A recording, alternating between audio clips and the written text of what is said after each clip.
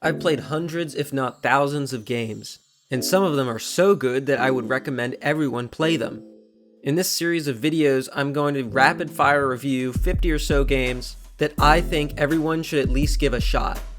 Being rapid fire reviews, they are primarily intended to get them on people's radars if they are not there already, by highlighting the features that I find to be the most important rather than focus on the details.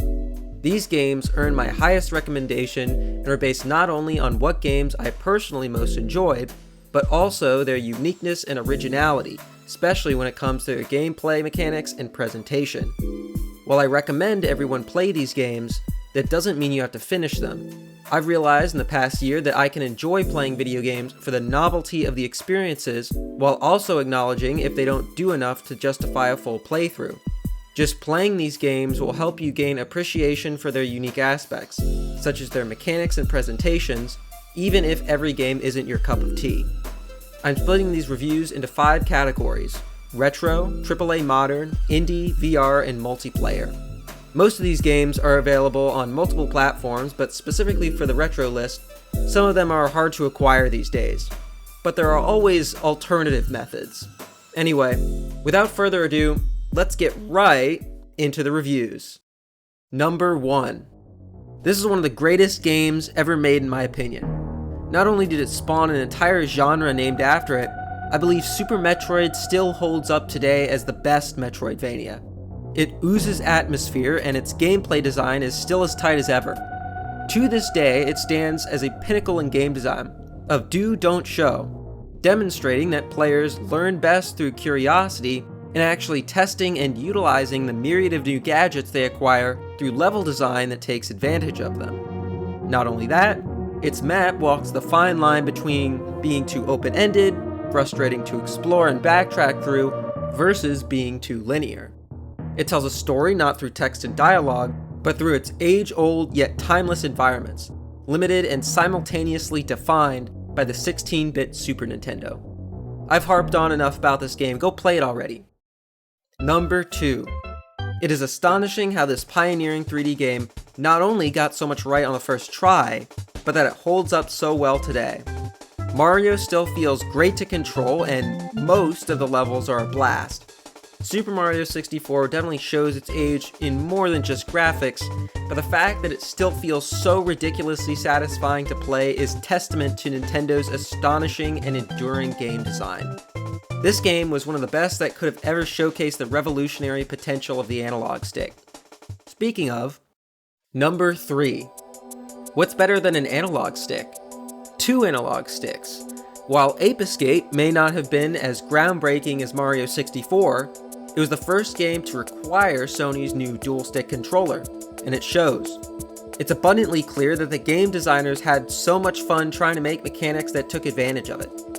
I grew up with the Nintendo 64 and have never played Ape Escape until very recently, so for me to rank it above so many classic 3D platformers on the competing console is saying a lot. Number 4. The greatest game of greatest games. Ocarina of Time has not just appeared on so many best games of all time lists, it routinely lands at the top of them. There probably isn't much I could say about this game that hasn't been said already, so I won't. Number 5. The whole series? Well, now that even episode 2 is 17 years old, even that can be considered retro.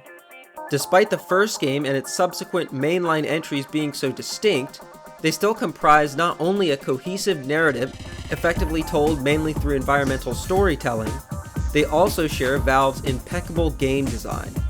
Whether that be running and gunning in Half-Life 1, to greater emphasis on physics puzzles and interactions of the sequels, you'll experience some of the tightest and most well-paced video game campaigns ever.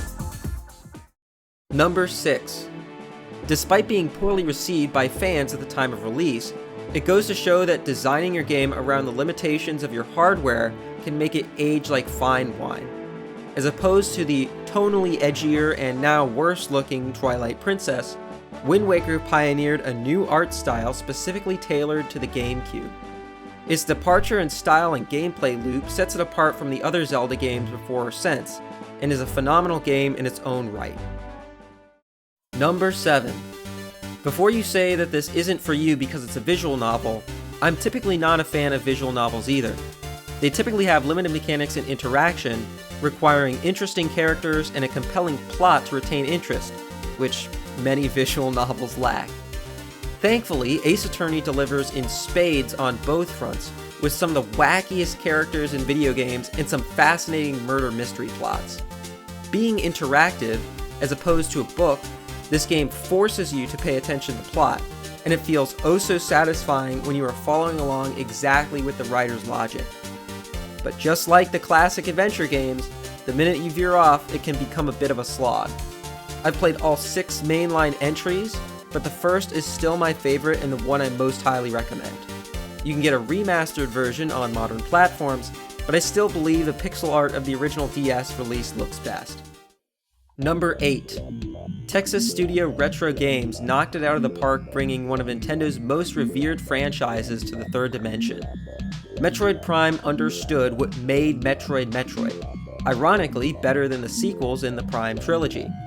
The sense of isolation is real on the planet of Talon 4. The varied puzzles and environments are among some of the best the series has to offer. While the game's typically tight pacing falters a bit near the end, it's still a joy to play from start to finish. Also, the original controls for the GameCube feel clunky and cumbersome by modern standards, so I would highly recommend playing this game with either the Wii controls, which feature a mouse-like pointer, or the modernized controls on the remake for the Nintendo Switch. Number 9. As someone who typically isn't a fan of RPGs, I love this game. Paper Mario: The Thousand Year Door is my favorite RPG. The vibes are immaculate. I love just how varied and unique the settings, scenarios, and cast of this game are. The music, the art, the dialogue, it's all so good, and I just love this game to pieces. It's better I don't spoil it. Just go play it. Number 10. This is my favorite racing game of all time. 200cc Mario Kart has nothing on this breakneck, supersonic sense of speed. I love going fast, and this game scratches that itch like no other. It's also a tremendously difficult and punishing game, the Dark Souls of racers you could call it, for since this game came out well before even Demon Souls, I guess you could call Dark Souls the F-Zero GX of action RPGs. I put this game in the single-player retro category rather than in the all-inclusive multiplayer category because, let's be honest, no friend is going to seriously play this game with you. If they do, then they really are a true friend. Now, I don't typically watch speedruns, but I can't get enough of the mind-blowingly precise stunts pulled off in this game's world record videos. If I were able to play one game professionally, this would be it. I keep watching the speedruns, thinking I might be able to be half that good, only to return to the game and realize that I am nothing compared to these freaks that I am so jealous of and wish I could just absorb all the skills from. The greatest tragedy is that Nintendo will never release another entry to this previously flagship series. F-Zero would look godlike on modern hardware.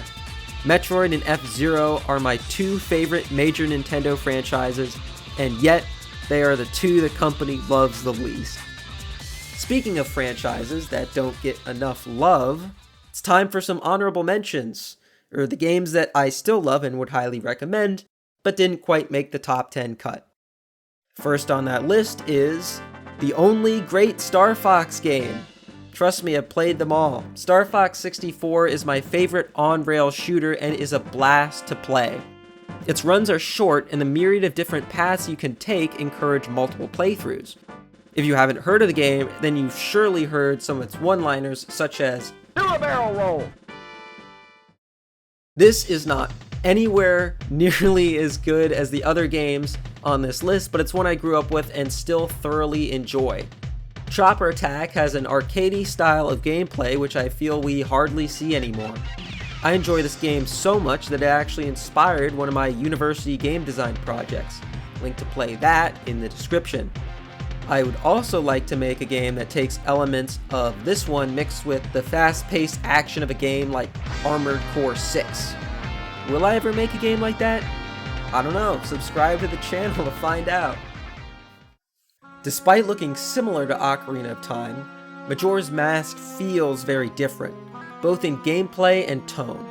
Contrasting with the grandiosity of its older brother, this game is darker and more interpersonal, exploring the 5 stages of grief throughout its plot, characters, and world. I enjoyed the sequel more, but the original Paper Mario is still fantastic. If you like the Thousand Year Door, you will surely like this too. The only NES game I can in good conscience still recommend that most people play today. That's Kirby's Adventure. I personally feel that most games of that era have not stood the test of time, but Kirby's focus on accessibility and a unique new mechanic allowed it to age remarkably well. GoldenEye for the N64 is so dated, it is not worth playing anymore in my opinion. Perfect Dark is its futuristic spiritual successor, set in the far-off year of 2023. It has enough originality that hasn't been seen in similar games since that warrants a playthrough if you enjoy classic first-person shooters. I personally love the way it handles difficulty in missions, adding objectives and increasing enemy intelligence rather than just adjusting health and damage values.